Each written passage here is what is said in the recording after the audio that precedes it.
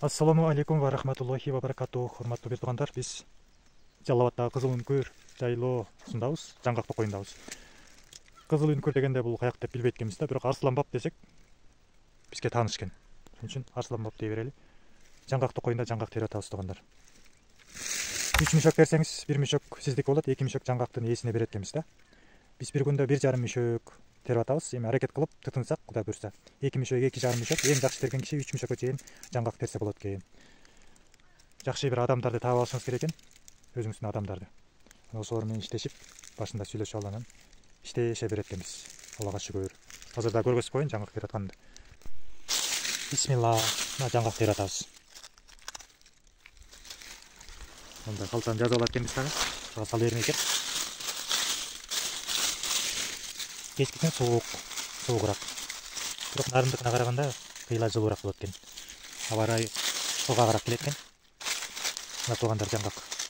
Биз азыр көбүрөөк жерди байкап билгенден кийин анан кечер да. Жаңы келгенде билбей эле баарын эле тырмалай берчүбүз да, азыраак тердик жаңы келгенде.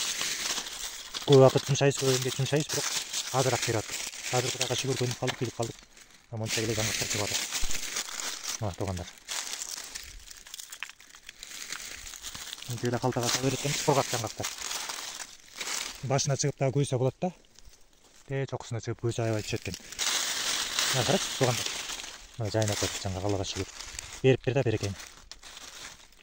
Бул калгандарын каш кулактар, тышкандар ташып кетет экен, жеп кетет экен да.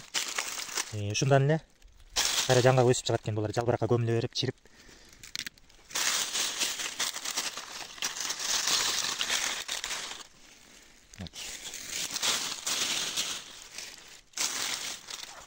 Мынакей жаңгак. Терсе болот экен да, Кудай буйрса аракет кылып 2 мешок, 2,5 мешок терсе болот экен бир күндө. Жаңгак көбүрөөк коюураак жерге түшүп алыш керек экен. Ошондо кызыктуураак болот экен. Азыр бир кол менен эле терип атам. 2 кол менен тергенде мындан да тезирээк болот.